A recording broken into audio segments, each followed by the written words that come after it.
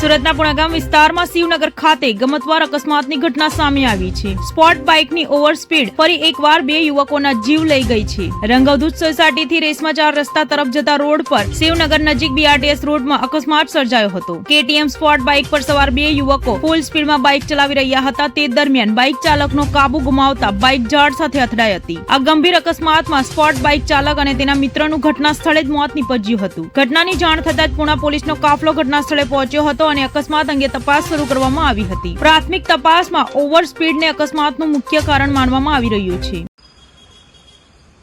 Sir, કઈ જગ્યાએ શેનો અકસ્માત થયો છે અને કેટલો ગંભીર છે? શું કહેશો? પુણા પોલીસ સ્ટેશન વિસ્તારની અંદર કેના રોડ ઉપર રંગઅવધૂત 4 રસ્તાથી રેશમા 4 રસ્તાની વચ્ચે જે બીઆરટીએસ નો ડેડિકેટેડ જે રોડ છે, રોડ ઉપર આજે સવારે વહેલી લગભગ 8 થી 8:30 ની વચ્ચે એક કેટીએમ બાઇક ચાલકો બંને અહીંયા જે પસાર થતા હતા, તો તેઓ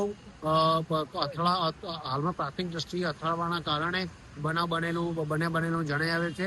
અને આ બાબતે વિગતે જે ખરેખર એકચ્યુઅલમાં શું બનાવ બને છે એમાં અમારી ટીમ સીસીટીવી સર્વેલન્સ લાગેલું છે।